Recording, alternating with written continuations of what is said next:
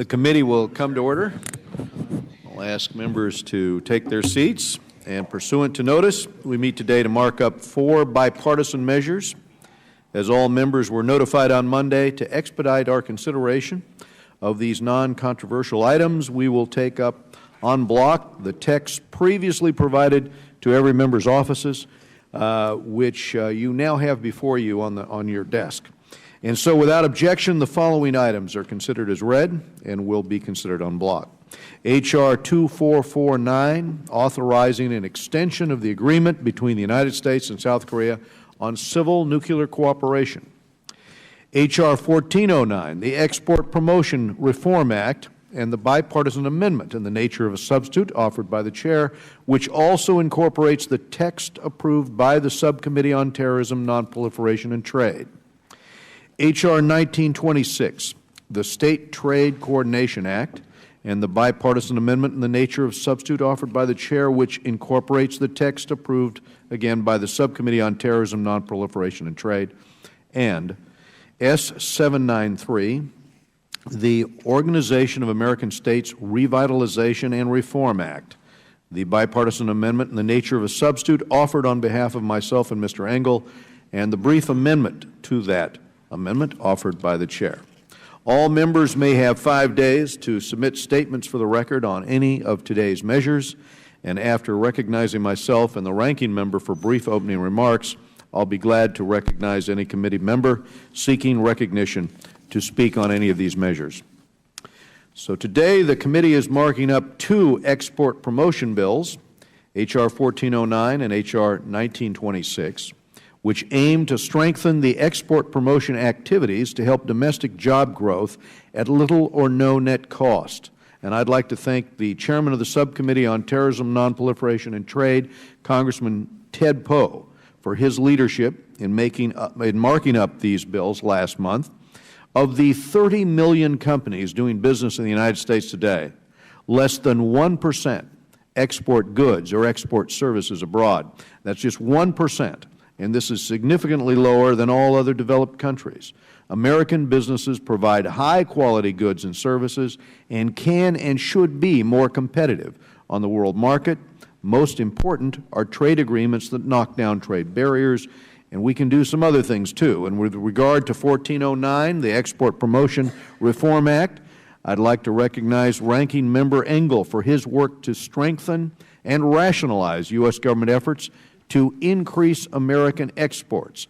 And I'd like to thank him for collaborating with our colleagues on the Small Business Committee to help ensure that America's small and medium-sized businesses benefit from this legislation. The Export Promotion Act requires the Secretary of Commerce to assess global markets and deploy foreign commercial officers where there is the greatest potential for export promotion. This legislation is about smartly deploying our resources. It would further require evaluations of those foreign commercial officers on the basis of the effectiveness of their export promotion work. And that, of course, would promote accountability in this. These are common-sense measures that can help our government focus on the activities that have the largest impact on our economy. H.R. 1926 is the State Trade Coordination Act, and I'd like to commend Asia Subcommittee Chairman Shabbat for his work to enhance U.S. exports by requiring the integration of state trade promotion agencies into federal efforts. The State Trade Coordination Act would require at least one representative from a state-based trade promotion agency to sit on the Department of Commerce's Interagency Export Promotion Task Force.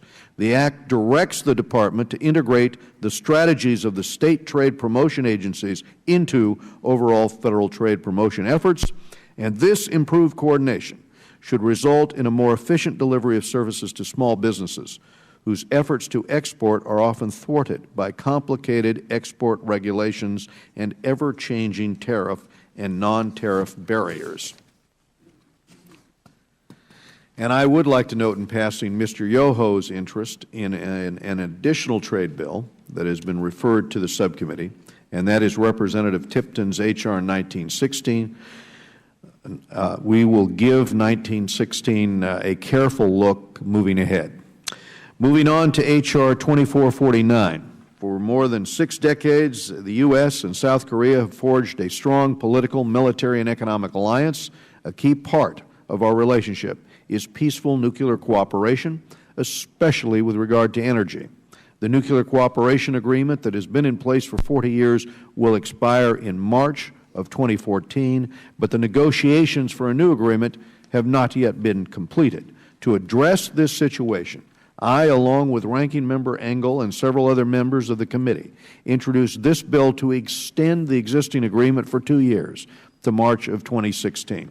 This legislation makes no other change to the existing agreement, but it will ensure that U.S. businesses are able to continue to supply parts and services to South Korea and will enable the negotiators to focus on substance rather than the clock in striking a long-term agreement. And then lastly, the Organization of American States Revitalization and Reform Act, that's Senate Bill 793, this seeks to push the OAS to refocus on its core principles of promoting democratic governance and institutions and resolving regional disputes.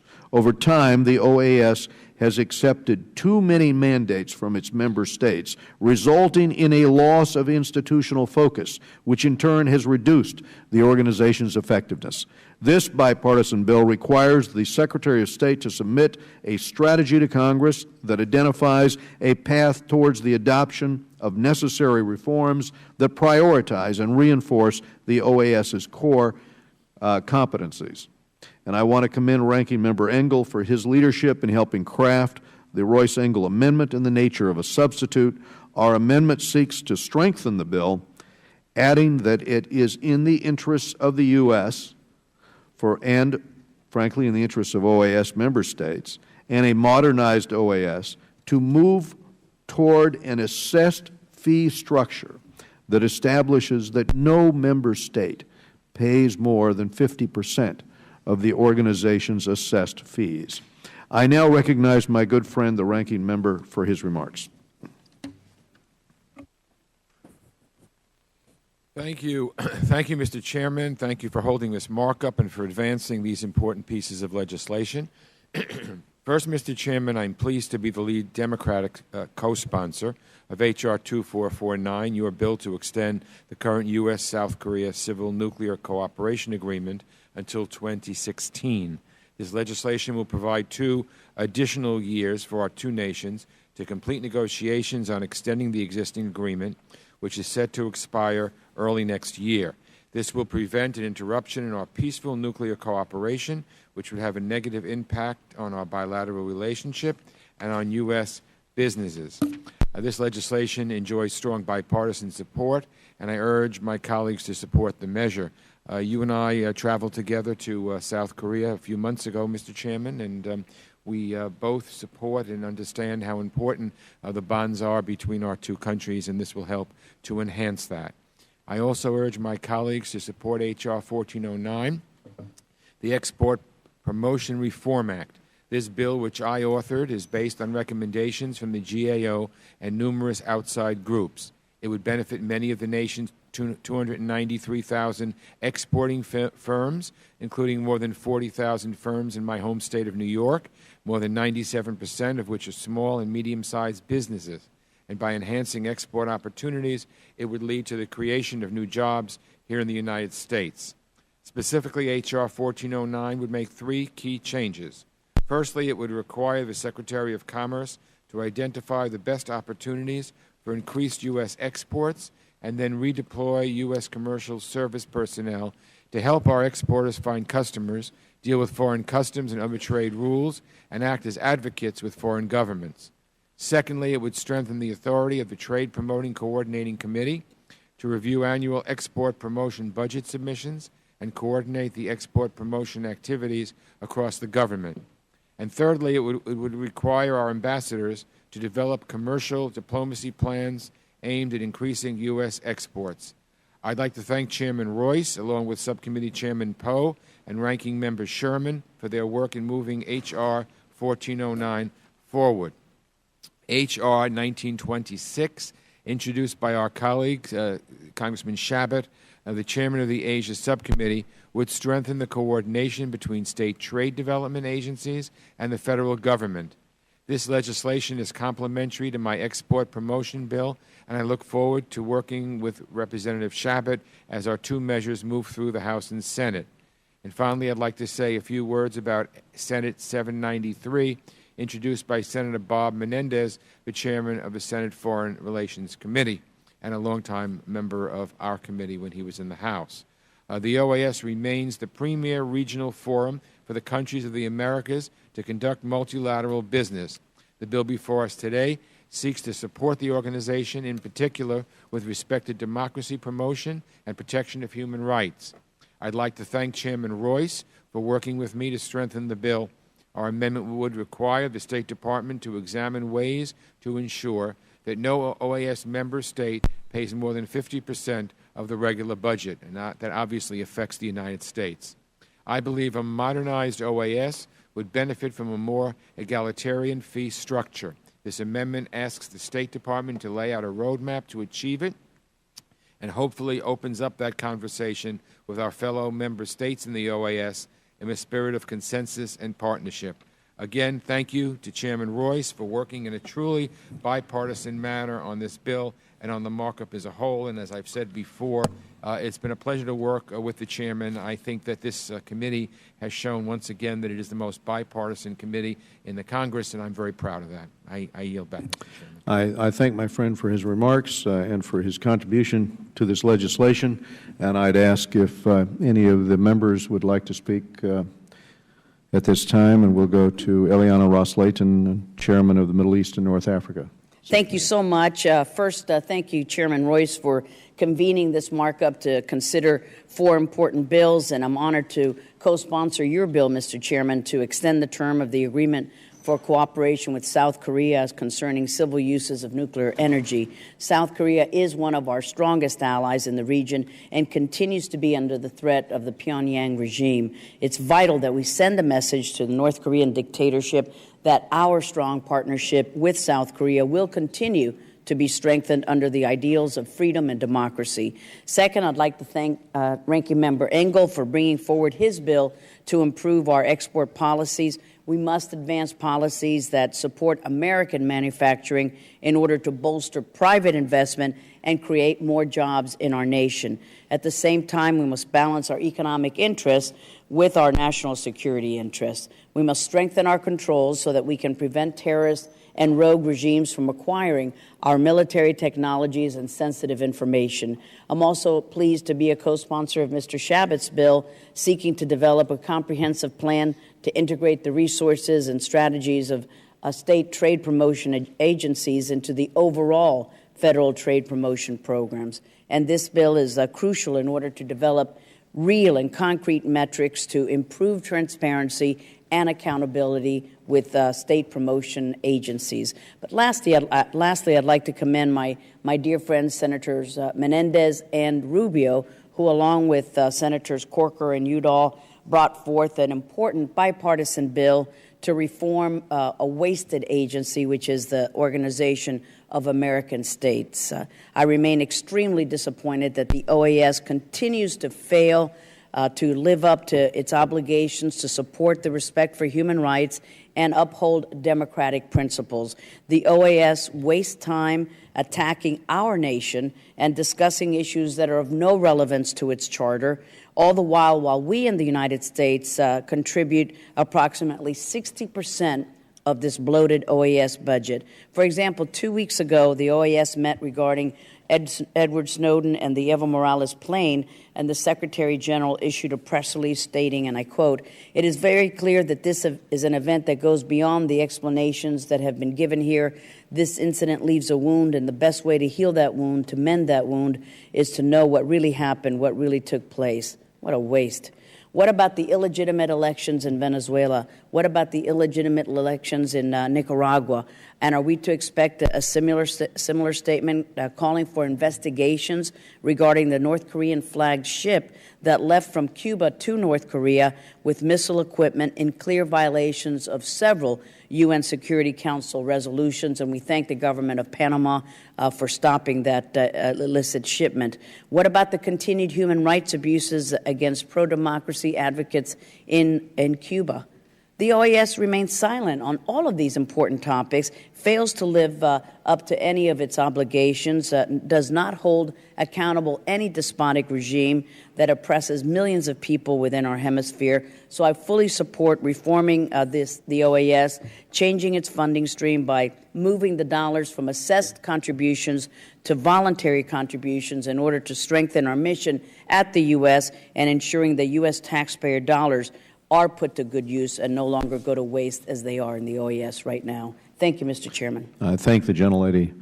Mr. Falame-Vega. Mr. Chairman, thank you. In the spirit of bipartisanship, I certainly want to commend you and our ranking member, Mr. Engel, for your leadership and your sponsorships of this very important legislation. Specifically, I also want to commend my colleague, the chairman of our Asia-Pacific Subcommittee, Chairman Shabbat, for his authorship of H.R. 1926 to better facilitate our exports capabilities with countries in dealing with the Department of Commerce. Certainly, as alluded earlier by our colleague, Mr. Engel, Senate Bill 793, the chairman of the Foreign Relations Committee, Mr. Menendez, who a former member of our committee, certainly commend him for his initiative and leadership in trying to make better improvements of the OAS organization. And I believe these pieces of legislation will go a long way in helping in the interests of our country. And I thank you, and I yield back. We thank the gentleman. We go now to Mr. Smith, Chairman of the Africa, Global Health and Human Rights and International Organization Subcommittee. On to Mr. Rohrbacher, investigations. Europe and Middle East. Congratulations, Mr. Chairman. Yes. Thank you, Mr. Rohrbacher. Okay. Mr. Sherman, Chairman of Terrorism, Ranking Member on the Terrorism Subcommittee. Go ahead. I join with the ranking member in his observation that this is perhaps the most bipartisan committee in Congress, and commend the chairman and the ranking member for that being the case. I support the passage of all four bills before us, and I've co-sponsored the two export promotion bills that are on the agenda today. Both these members came through the Terrorism, Nonproliferation, and Trade Subcommittee, on which I serve as ranking member. Given the very extensive export promotion activities of our competitors, it is critical that we have effective commercial diplomacy, and the two export promotion bills move us in that direction. I disagree with the chair when he points us in the direction of more free trade agreements under the policies that have given us the free trade agreements we have now. Our last 20 years of trade policy have coincided with an ever-worsening trade deficit. But the chairman and I both agree that we need export promotion diplomacy, and that the two bills before us will help achieve that. In particular, the measure will make a number of changes to the operation and planning procedures of the Multi-Agency Trade Promotion Coordination Committee, and provide for state trade promotion agency representation on that committee. The GAO has recommended our export promotion activities be better organized across disparate agencies, and these two bills are a good step in that direction. I join with the other speakers in support of S-793 because, among other things, we should not be paying over half the dues at the OAS, while all the other countries in the hemisphere pick up less than the other half. Finally, I would like to discuss H.R. 2449, which would extend the expiring U.S.-South Korea nuclear cooperation agreement for 2 years, in effect kicking the can down the road another 2 years. The two governments have been negotiating a long-term extension of the agreement. They have failed to reach accord after 3 years of work, and we certainly wish them success as they work for the next 2 years, assuming this bill is able to clear all the other hurdles and become law. But we do need to give them those additional 2 years. We had joint hearings with the Asia Subcommittee and the Terrorism Non-Proliferation Trade Subcommittee on June 27th, where we learned the importance of providing this 2-year extension, and I'd like to make 2 points about our nuclear cooperation with South Korea. First, cooperation and commerce with foreign nations can be sensitive, but especially when it involves nuclear technology. We've sold reactors to South Korea. We transferred technology to South Korea, and that allowed them to develop their own reactors based on American technology. South Korea now markets its competing reactors abroad. They've won the contract for the UAE.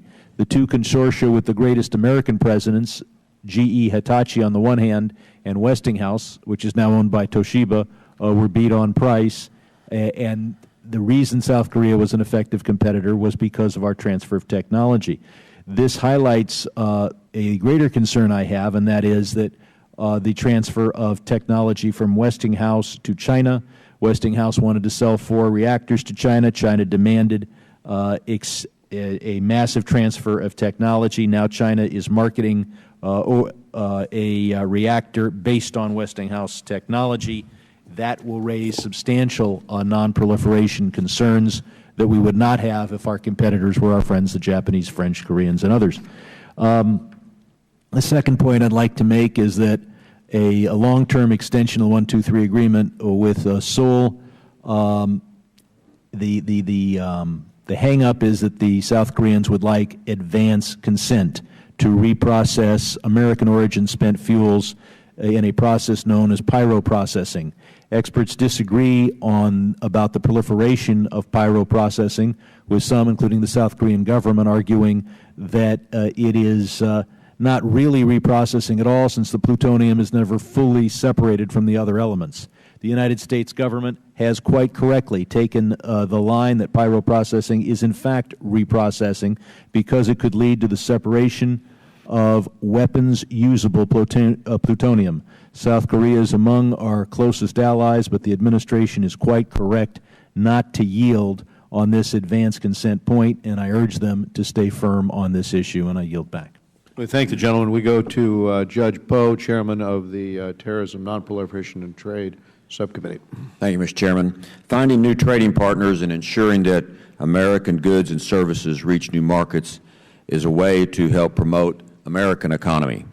In June, my subcommittee on Terrorism, Non-Proliferation, and Trade marked up 2 job-promoting bills. H.R. 1409 requires the Commerce Department to conduct an assessment of overseas markets that would be ideal destinations for U.S. goods and services. H.R. 1926 helps promote coordination between state and federal governments so that small businesses all around America can start getting the support and assistance from Uncle Sam they deserve. I want to thank the ranking member, Mr. Sherman, for his work on both of these pieces of legislation. 95% of the world's consumers live outside of the United States. American exports are primed and ready to take advantage of the global market. I support these bills and urge my colleagues to do the same. I also support the Chairman's bill, H.R. 2449. I co-chaired a hearing on the extension of the civilian nuclear energy agreement with South Korea in June with Chairman Shabbat. The U.S. Republic and the U.S. and the Republic of Korea partnership is one of the most valued and meaningful relationships we have with a foreign country. It is a unique relationship because our nations have shed blood together on the same soil, so it is economic, political, and historical. H.R. 2449 authorizes the President to extend the term of the agreement for cooperation between our 2 countries until March 19, 2016. My hope is that both our countries will work through some of the more complicated challenges and strike an agreement well before 2016. Ambassador Countryman testified at our subcommittee hearing that we've made significant progress since the talks began in 2010, but there is still a lot to be done. I think given the special nature of the relationship we have with South Korea, we owe it to ourselves and really the Koreans to give us more time to figure this out. I want to thank the Chairman, and I yield back. Thank the gentleman. Other members seeking recognition. Mr. Sirius. Thank you, Mr. Chairman, and I want to thank you, and I want to thank the ranking member. This is certainly proud to be the fact that I'm a member of a committee that works on a bipartisan basis on some of the most important issues, and I certainly support the four amendments that are here. And then certainly I especially want to associate myself with the words of former Chairman Ileana Rose-Layton regarding the OAS. Certainly the OAS is very silent when it comes to many of the abuses in the region, but they're very vocal when it comes to criticizing this country. So I especially support the Senator Menendez's effort to make sure that 50% of the organization's assessed fees are paid by members, so but no more than 50%. So certainly I thank you for that. We thank the gentleman. We go now to Mr. Shabbat, Chairman of the Asia Subcommittee. Thank you, Mr. Chairman. I'd like to speak very briefly on behalf of H.R. 1926 and thank some of the members who said nice things about the bill prior to me getting here. Last year, U.S. international trade totaled $4.9 trillion. This flow of goods and services supported nearly 10 million American jobs. In my district, greater Cincinnati area, exports reached record levels, topping $20 billion. As great as some of these numbers seem, there is no question that we can do better. Currently, only 1% of all small businesses participate in the export process. Yet these small firms still make up 97% of all exporting firms. Can you imagine if 2 or 3% of small businesses exported? We would experience tremendous economic growth and job creation. Therefore, we need to do everything possible to make the export process simple and straightforward and accessible to all businesses. One thing that is holding America back is the lack of coordination between the federal government and the states. To date, there are over 20 federal trade agencies and even more state trade agencies that try to assist businesses through the export process. While all these different entities are well-mentioned and well-intentioned, they quickly add to the complexity of the export process. The present lack of coordination between these groups is creating inefficiencies that ultimately undermine our national trade goals. This legislation would address those challenges by facilitating better collaboration between these groups. The State Trade Coordination Act gives states a voice where they currently don't have one in crafting our national export strategy. Presently, states are not represented on the Trade Promotion Coordinating Committee, which is the primary board in charge of determining our trade goals. This bill would give them a seat at the table. This bill will also better inform the federal government's trade policy by having the Secretary of Commerce work with states to develop individual state strategies and incorporate those plans into the federal strategy. States are one of the most important actors in our trade discussions because they are more able to account for their industries and resources than the federal government. They also have a much clearer understanding of the businesses in their economic landscape. By including states in our trade discussions, we will facilitate the selling of more American-made goods that in return support more American jobs. I want to thank the Chairman and all those involved in this legislation for considering the bill and ask for its passage immediately. Thank you. We thank the gentleman. Anyone else seeking recognition? Karen Bass, Congresswoman. Thank you, Chairman Royce and Ranking Member Engel. Once again, I want to commend you on your leadership and for moving today's bills through the committee. While I offer my support to the legislation before the committee, I did want to make specific reference to H.R. 1409, the Export Promotion Reform Act, which I look forward to co-sponsoring. As you are well aware, the Africa Subcommittee on several occasions addressed the increased economic opportunities that exist throughout the African continent. We know that for more than a decade now, 6 of the world's 10 fastest growing economies have been found in sub-Saharan Africa. Despite this fact being referenced before this very committee by Secretary of State Clinton and Kerry, former Assistant Secretary for African Affairs Johnny Carson, and many others, there are only 7 foreign commercial service officers for sub-Saharan Africa's 48 countries. For a continent of over 1 billion people, where youth are not only eager but hungry to become global consumers, there is a real need to reevaluate our engagement with Africa. We know our strengths as a nation and our private sector's comparative advantage.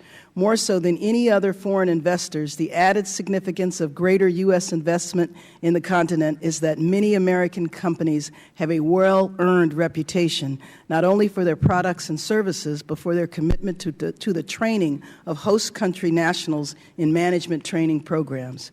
This approach helps to address the youth bulge experienced by many countries on the continent and speaks to a growing partnership with Africa. And above all, increased engagement with Africa will create jobs here in America. Africa's economic growth can be mutually beneficial opportunity, but only if we fully engage. Thank you, and I yield back my time. Thank you very much, Congresswoman. Any other members seek recognition? Mr. Kinzinger. Thank you, Mr. Chairman, and I want to deeply thank you for taking up 2449 before the full committee. That's an important measure that I'm fully supportive of its easy and timely passage. For 60 years, the alliance between the United States and the Republic of Korea has brought stability, security, and prosperity to the Korean Peninsula and to the Asian Pacific region. Recently, the U.S.-Korean Free Trade Agreement has demonstrated our mutual commitment of shared future economic growth and prosperity. Trade between our countries totaled around $100 billion in 2012 and expected to grow significantly in the coming years because of liberalized trade between our two nations. It's not to say that we don't face our challenges on the Korean Peninsula and in the wider region. North Korea's nuclear and ballistic missiles program and its repeated provocations pose grave threats to the peace and stability of the area. The international community must continue to insist that North Korea adheres to its international obligations and commitments. I'd like to briefly discuss an extension of the existing bilateral civilian nuclear cooperation agreement, better known as the 123. As an original co-sponsor of this bill, I fully support the 2-year extension that's been agreed to in principle by negotiators from the U.S. and the Republic of Korea. While substantial progress has been made by the negotiators, more time is needed to properly complete a new agreement that recognizes both our countries' status as global leaders of nuclear energy. I agree with Assistant Secretary Countryman's testimony. The swift passage of this 2-year extension would give both our countries confidence that cooperation between our two nations will continue smoothly. So I encourage this committee and Congress to work quickly on passing the 2-year extension. Thank you, Mr. Chairman, and I yield back. Other members seeking recognition. Mr. Schneider. Thank you, Mr. Chairman, for the time. I would also like to thank both the Chair and the Ranking Member for working with me to include important language into H.R. 1926, which will help to enhance the promotion of exports from states like Illinois into the global economy. The Department of Commerce currently utilizes district export councils to promote local companies abroad. The Schneider Amendment included in this underlying legislation will encourage the Department of Commerce to further coordinate their export promotion activities with state trade promotion agencies in order to better harmonize resources and efforts to stimulate global investment in local economies and manufacturers. The Schneider Amendment will also help promote small businesses which face particularly high barriers to engaging in global commons. The bill requires state trade promotion agencies to survey how well exports from their states are being advertised and coordinated with the Department of Commerce. The amendment also explicitly includes manufacturers, financial service firms, and veteran-owned businesses in a list of companies promoted through this state-federal partnership. I applaud the efforts of Representative Chabot, Ranking Member Engel, and Chairman Royce to bring this important bipartisan legislation before the committee.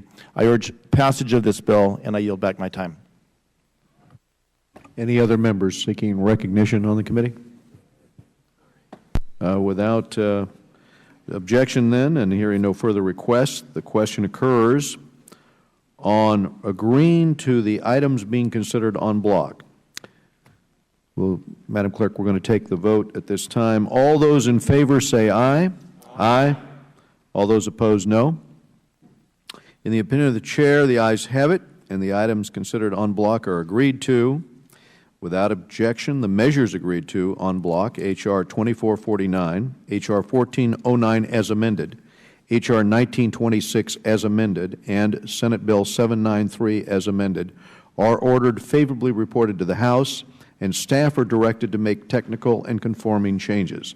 And again, I want to thank Ranking Member Engel and all of our committee members for their contribution and their assistance with today's markup. This committee stands adjourned.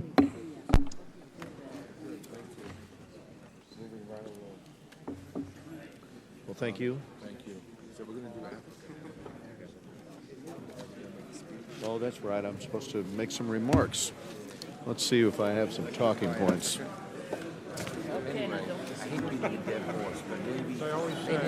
If we keep beating it, we may be able to